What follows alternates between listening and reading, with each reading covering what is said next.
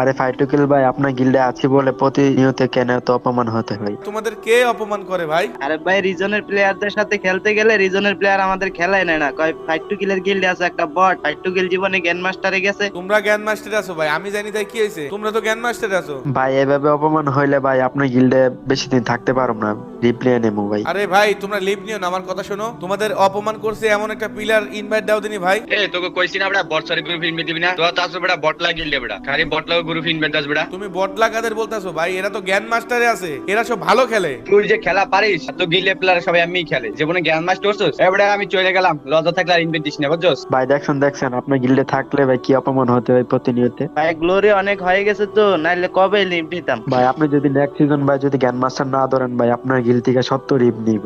আমার একটু সময় দাও ভাই, আমার একটু সময় দাও। ভাই আপনার গিল্ডে থেকে বহুত অপমান হয়েছে, আর অপমান হইতে পারবো না ভাই, থাকেন ভাই, অফলাইন গেলাম।